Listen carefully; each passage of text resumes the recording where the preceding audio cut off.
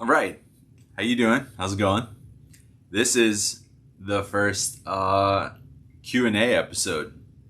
I've never done something like this before, but you know what? Every so often I get random texts or like Instagram messages or just people that have a question. They send it to me, and sometimes I'll respond back. I always respond back, but not always right away because these questions are really big. But I love talking about theology and philosophy and Bible and church and culture and actually a lot of things. So what I've always enjoyed doing was not giving the usual answer that you would expect, in part because I personally get bored with the same old answers that I've always heard. So let's see if we can do this. We got just a few questions this time, but man, they're pretty dense. All right, they're pretty good. So there's kind of three main ones. Anyways, let's see. First up, we got some questions from my buddy Kev. Kevin asked this question. Post-resurrection bodies, what's up with them? What do you think they'll be like? Jesus has the holes but can't be recognized, eats fish, and teleports through walls. So that was a good one. All right, Kev, let's see if we can give a good response. The episode that he's talking about right there is most likely, he has in mind probably John's gospel, John chapter 20, where Jesus shows up to all the apostles but leaves out Thomas because Thomas wasn't there. And they all run to Thomas like, hey, we saw the resurrected Jesus. And then Thomas feels left out and he throws sour grapes. Apparently that's the actual defense mechanism term. Sour grapes. Like, well, I don't believe it unless I see the wounds. Anyways, Jesus shows up and shows him his hands and the hole in his side. And then Thomas turns and says, my Lord and my God. Okay. If that's the passage that you have in mind, Kev, what I think we need to ask is, Jesus has the holes but can't be recognized. That's right. Well, I think a lot of us, when we think about heaven or we think about the resurrection, whatever we think we mean by that we'll have completely different bodies. But Jesus still has the wounds, and we tend to think that if something's redeemed, it won't have any wounds or scars. Like your body will be as pristine as the Greek statues of all these ripped Greek gods. You know what I mean? But there's something to be said for the fact that if Jesus still had his wounds, should we expect to still have the scars from certain episodes of our lives? And well, I can't say anything for certain, but you know what? It kind of makes sense if we do. Because that was a part of our history. That was a part of our own lifetime. That was a part of a moment that shaped us. And there might be some scars that some of us want to have to keep. And there might be some scars that some of us don't want. Well, at least for the resurrected Jesus in that story in John 20, he at least has shalom with even his own wounds, with his own scars. And so a good question is, if we do have these amazing resurrection bodies, do you want it to look like the Greek gods? Because that's not really you. Or do you want a body that you're actually fully in shalom with? Now, there's also something to be said that our wounds, we may not want to do away with them too quickly, our scars. Because like Henry Nouwen says, our wounds can become some of the greatest healing channels by which we heal other parts of the world. So actually there could be some of our wounds that we didn't cause ourselves but maybe happened to us, which are always tragic and traumatic. But somehow maybe they actually had a purpose,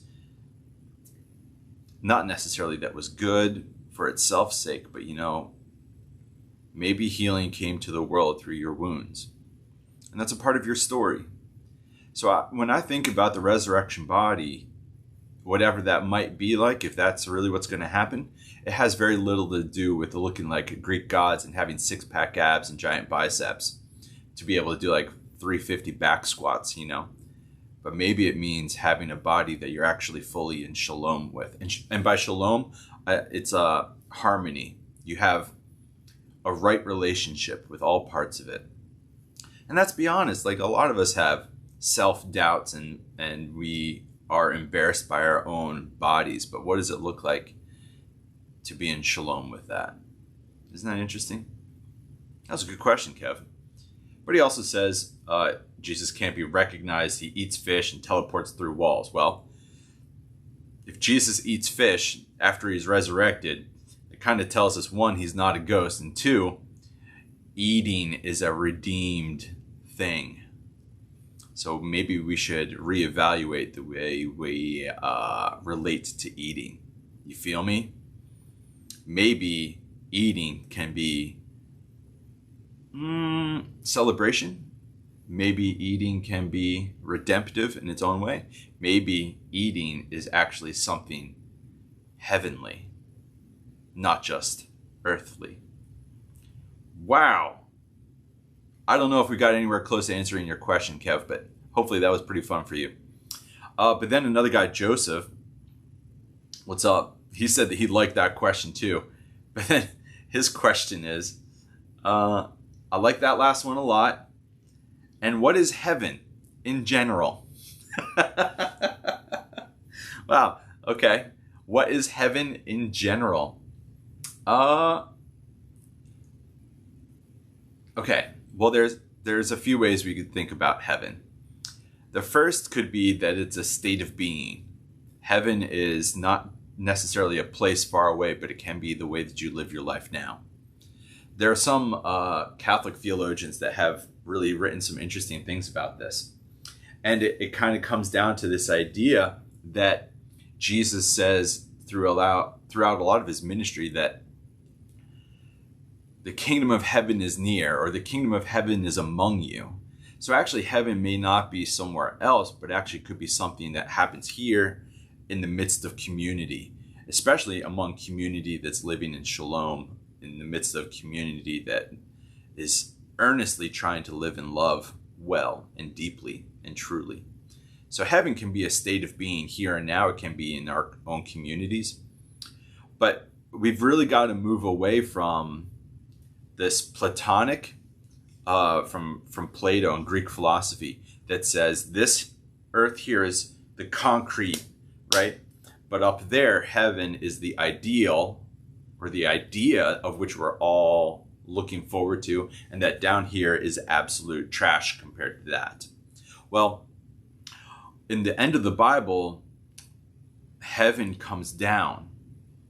The new heaven descends, and it merges with the New Jerusalem, with the new earth. And so what we even have at the very last chapters of the Bible is actually not an escape of us leaving this place to go somewhere else, but it's the same thing with the incarnation. It's Jesus leaving up there and merging with down here, so that down here is like a synthesis or a hybrid of heaven and earth at the same time. So what was the first one? I said heaven could be a state of being. Heaven is descending.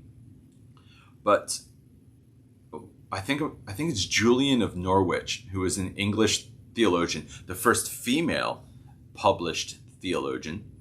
She was in this little town and kind of like northeast of London. I mean, it's a couple hours away from London, but northeast of London. And she said that for those going to hell, it's hell all the way. Wow. But for those going to heaven, it's heaven all the way. And so maybe that's a state of being, maybe that's something else, but there's something to that heaven can start now. Heaven doesn't have to be an afterlife thing. In fact, one of their great questions is not, is there life after death? But the real practical question that even our Jewish brothers and sisters ask is it possible to have a life before death? Because a lot of us have the ability to go through life without ever actually living before we die. And so maybe heaven, actually, we should be asking, how do we not raise hell, but how do we lower heaven faster? Maybe we should see heaven as something that's possible, as a life before death. I'm not negating that it could happen after that as well. That's not what I mean. But the whole thing behind the Christian philosophy or theology is that heaven descends early. I like that. So that was Joseph. Thanks, bud. I'm not sure if that one answered your questions, but last one was a good one. And this person asked to be kept anonymous, which is totally fine. Let me find it. There we go.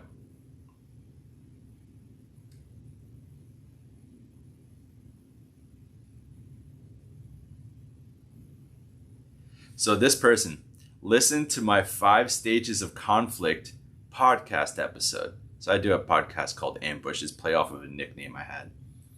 But I did one on the 5 stages of how conflict rises or escalates, and then how Jesus probably responds or did respond to each of those.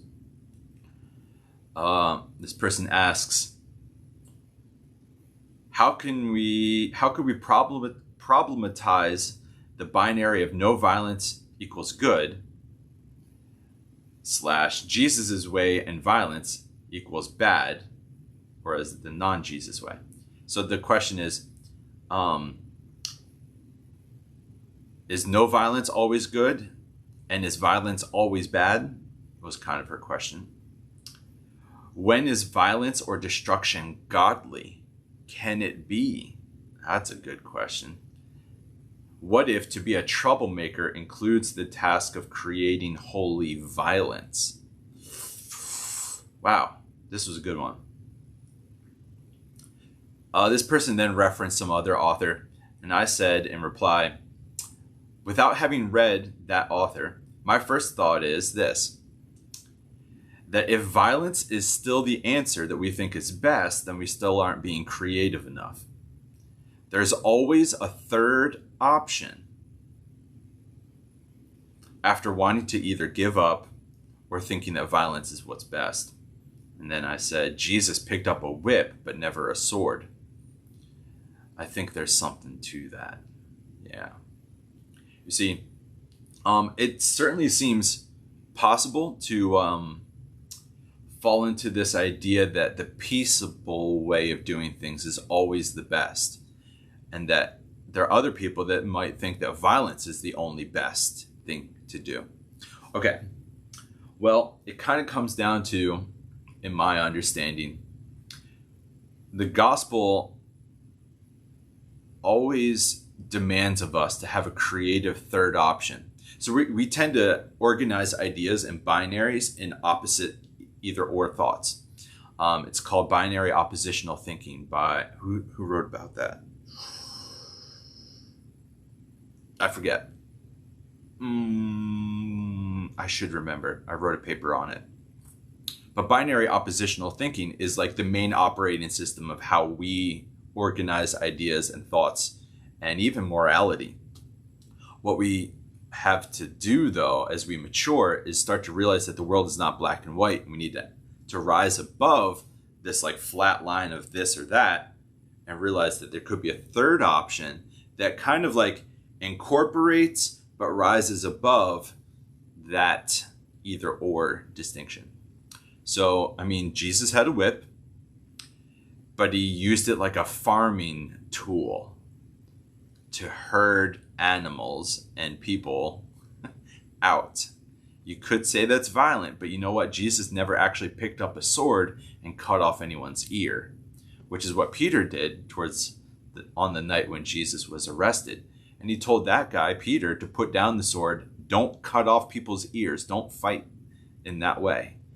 So in some sense, you could say Jesus was actually very much against bloodshed.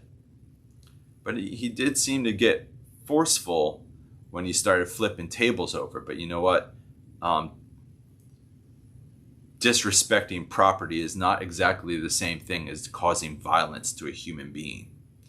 And one of the things we've always got to realize and maybe keep in the back of our mind is that in the Old Testament, yeah, we're going there, God met people in the tabernacle, which was a fancy tent in the desert. And then the tent turned into a temple, right?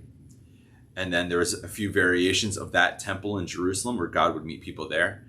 But then in Jesus's time, Jesus says, you, and then Paul, the apostle, picks this up, you are the temple. And so what we have was like rising or escalating temples where it went from tent to building to people. And a lot of us still tend to think that property or buildings are the most holy and most valuable things in the world. Where actually, according to Christian theology, buildings and property are not as important as humans, as people. You know? So we've got to ask the question, is the violence being done against property or against people? Because one of those two, if you have to do an either or, you have to say that Jesus would always be against violence to a person. And you can say that because in the crucifixion, Jesus didn't fight back. And even when he was being crucified, there's a famous line where Jesus says, "Father, forgive them, they don't know what they're doing." Jesus seems to have pity on people that enact violence to try to make their cause happen. And what Jesus does, at least in the crucifixion, is the people that sought to kill him thought they were winning. They thought that violence was the way to make their cause happen. But by him doing the nonviolent response to being scapegoated, which he was, he roundabout did two things. One, he showed to like the fullest extent that he was innocent and that he was not going to give in to the trap of violence. But then two, by doing that, he actually exposed who was the real people that were committing the violence. The same thing happened on the bridge walk in Selma. When civil rights activists walk across that bridge to be beaten on the other side. You can probably guess that a lot of those racist policemen, and I guess there might have been some civilians there as well, they probably went home thinking that they found the way to crush their opposition through violence. But the cameras were on them, and the rest of the world started to see what was happening. And what they ended up seeing was that, you know what? The nonviolent people, their cause had greater strength because they were rising above hatred and racism, and they were using the energy of love. So, would Jesus be in favor of violence? Probably not. But ever since Christianity was legalized in like 316, 317 by Constantine, what we have is this odd tension with wanting to make Christianity powerful, with its own fixation with power. And it's fascinating because for the first 3 centuries of the church, nonviolence was the only way of being Christian. And then along the way, we started to have other thoughts that maybe violence is acceptable. And maybe at another point, somebody might ask a question about just war theory, and what is that? Is it okay to have preemptive war? What do you do with Hitler, right? What do you do with Stalin or Mao Zedong? Mao. So we've got a lot of other questions. And that's one of the things I was hoping to do with some of these is, yes, it's great to get good Q&A, and I could try to give an answer, but really the best answers actually lead you to deeper and better questions. good answers don't settle the discussion. Good answers actually like cause it to pick up some inertia and make it even more meaningful. So hopefully in the midst of this, we've actually had some answers that lead you to have more questions, right? So if you want to think about resurrection body, go read something by Thomas Torrance about time, space, and resurrection. That one's an interesting one. Probably one of the best books I've read on resurrection. You could probably check out, what about heaven? The Day the Revolution Began by N.T. Wright, or you could probably, for this last one, Is There Ever a Time When Violence is Acceptable to Cause Change? I would encourage you to read anything from Shane Claiborne, right?